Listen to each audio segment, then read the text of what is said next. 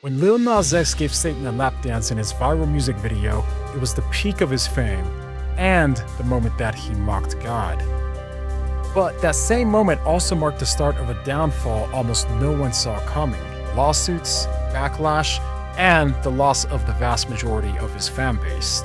And to understand why his fall was inevitable, we need to go back, not just to the church that he grew up in, but to what he believed God thought about him. Before he was known as this, he was a terrified 7-year-old in a pew. He grew up in a Christian home. His father was a gospel singer, church was routine, and sin was serious. In a Time interview, he said, "Even as a little child, I was really scared of every single mistake I may or may not have made." And this was even worse of a problem because around that same time, he started feeling something that he couldn't explain, and something that he was sure would send him to hell. He said, "This is one of the main reasons why I never wanted to be gay. I even thought if I have these feelings, it's just a test, a temporary test. It's going to go away. God is just tempting me."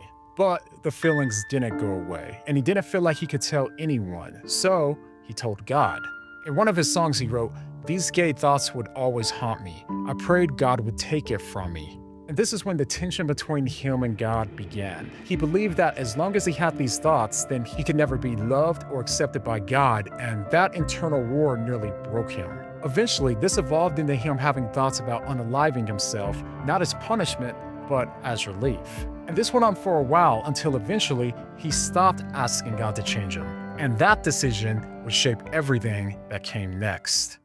He bought the beat for $30, spent $20 on a studio session, and came out with the longest running #1 in Billboard history. It started on TikTok, where a cowboy hat and a country rap beat turned into a cultural tidal wave. His hit song Old Town Road didn't just go viral, it broke the internet. And things only got bigger when he got this guy on the remix. Billy Ray Cyrus, a country legend and the last person anyone expected to jump on a viral meme song. If you go to my past tweets, like 2 days after I posted, I'm like, Twitter, please help me get Billy Ray on there, because I was like, Billy Ray Cyrus would be perfect for this. But when he did, the song not only transcended genres, but also generations. The song shattered records that no one thought possible. On Spotify, YouTube, Billboard, he was the most streamed artist on earth, and at the young age of 20, he was just getting started. Okay, but it was at the peak of all of this success that he made a post that could have ended everything or propelled him even further. On the very last day of Pride Month, he tweeted this. This is how he came out to the world. On Twitter, sent to millions, and the applause was instant and loud. Did your family know you were gay? My dad and my sister, but the same month that I came out, I told them pretty much. Because coming out as a black gay rapper at the top of the charts, well, that took some guts. But to him, it meant more than the applause. It meant that people would accept him, even if God wouldn't. Or at least, that's what he believed. Not too long later, over 600 million people watched this moment of Lil Nas X sliding down a stripper pole into hell. Everybody saw and heard about this music video, but what most people didn't know was that this wasn't just a spectacle, it was a statement. It wasn't just about shock value, it was retaliation. Though I had to let go of this like childlike innocence like the public had with me. Taking control of the shame that he was handed by becoming the very thing his church told him that he should fear. Because if he couldn't be accepted by God, then he became everything the church wanted him not to be, and on purpose. The idea of Montero call me by name, which is me like taking ownership of this place everybody tells me I'm going to go. However, conservative and Christian voices all around the world made their outrage behind the video extremely clear. And not only did Lil Nas X not show remorse, he doubled down. Anybody that's pissed off are the exact people that need to be pissed off. He said, "I spent my entire teenage years hating myself because of the stuff y'all preached would happen to me because I was gay. So I hope you're mad, stay mad, feel the same anger you teach us to have toward ourselves." And at this point, it seemed that the majority of people were still behind him, which is why he doubled down with this. It's only 666 pairs of these. He didn't stop at offending Christians. Instead, he continued to try to sell it. He He released 666 pairs of custom Satan shoes, each one with a drop of real human blood, which sold out in under a minute. Stitched on the side of the shoes was Luke 10:18, the verse that says, "I saw Satan fall like lightning from heaven." Every part of it seemed to be designed to provoke, a retaliation to punish the shame that he felt growing up, because this wasn't just about rebelling anymore. In some way, it was about revenge. People already demonize who I am and put me in a painting of, okay, he's evil, he's doing this, he's doing that. So it's like, you know what, I'll take that. I'll be that, and I'm gonna make the best of it. So to him, all of the outrage was only working to his benefit.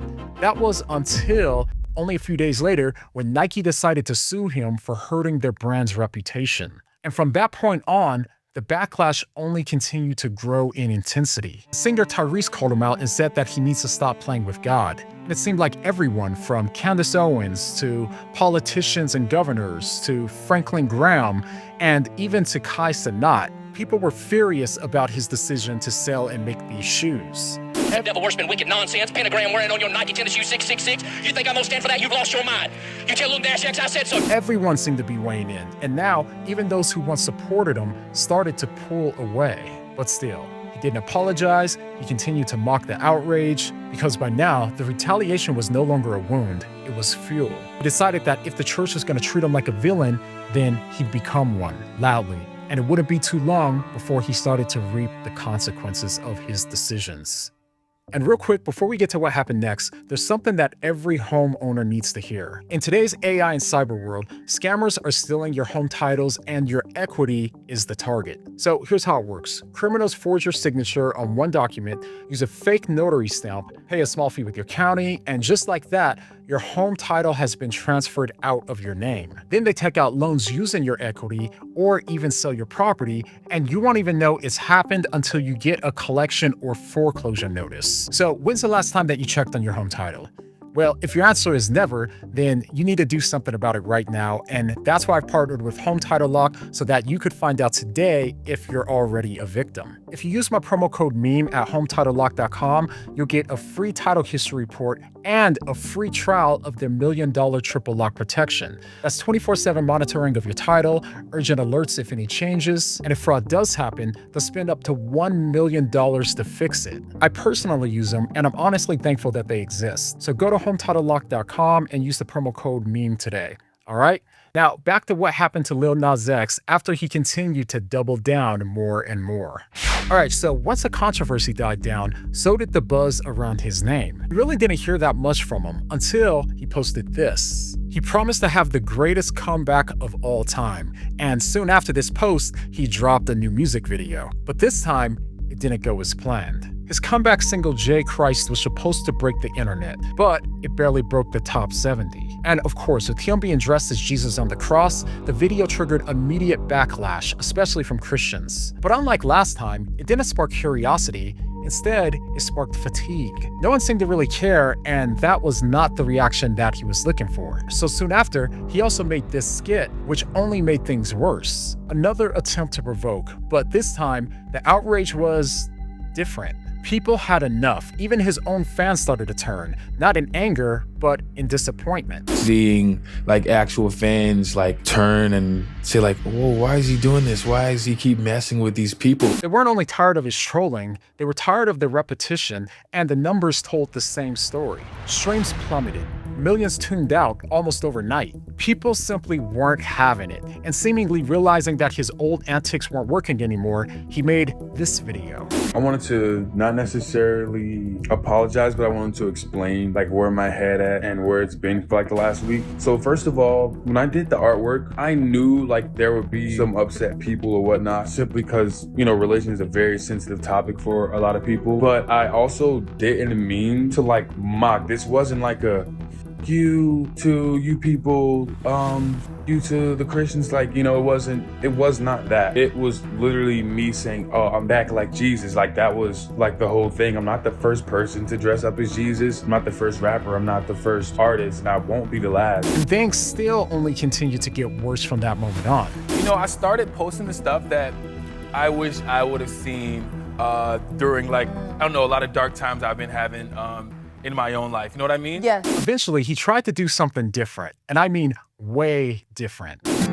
Father scratching my head. He released a song that was a complete 180 from his video where he's dancing on stage with the caption saying, "Y'all mind if I enter my Christian era?" The lonely road seems to last the longest. And surprisingly, the song was actually really good. It just shows how talented he is and what he could have become had he not turned away from God. But at this point, although some hoped that it was sincere, others just rolled their eyes. But either way, it didn't stick.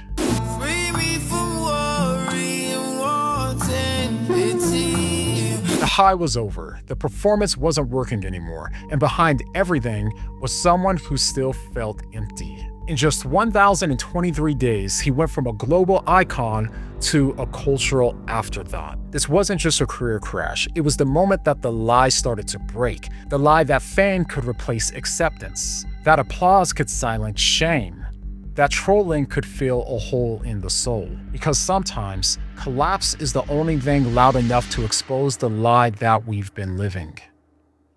And to this day, things still seem to be going bad for him, as the only big news that we've heard from him lately is this. Singer and rapper Lil Nas X was hospitalized this week with partial facial paralysis. And when I smile, this is me doing a full smile right now, by the way. It's like, what the Now, of course, this is sad, and all of this is a tragedy, starting from the moment that he decided to mock God. Okay, but here's the real tragedy. The real tragedy in all of this is not just that he mocked God, it's that he never believed that God could love someone like him to begin with. But in reality, no one is too far for God to reach. As long as you're still breathing, you still have time. And this is important because when you think that God's love is something that you have to earn, the moment that you feel disqualified, you stop trying to be accepted by God and you look to find that acceptance in someone else. But the gospel makes it clear that God doesn't accept us because we're good, He accepts us because of His grace. You don't come to God because of how good you are, you come to God because of how good you aren't. The Bible doesn't say that God justifies the godly, but instead, He justifies the ungodly. Salvation in Christianity is not for people who have it all together. It's for those of us who realize that we can't save ourselves and that we could only be accepted because of His grace. And it's that same grace that Lil Nas X thought that he could never have that's actually the only thing that could save him. And the reality is, no matter who you are, no matter what you've done, God is offering His grace to you. And although it feels like it, shame isn't the barrier to accepting grace, pride is. So let go, believe in Him, and you will be saved. All right, thanks so much for watching to the end. Now, I'm currently working to hire my first full-time employee, so that way we can get more videos out for you and faster. So if you believe this kind of content matters, bold truth delivered with grace, then consider supporting us on Patreon. It really does help us to continue making videos that don't just chase clicks, but point people to the gospel message in Christ. So if that's something you want to support, you can join at any level. It really does make a huge difference. The link is down below in the description. All right? Thanks again for watching, and I'll see you guys next time.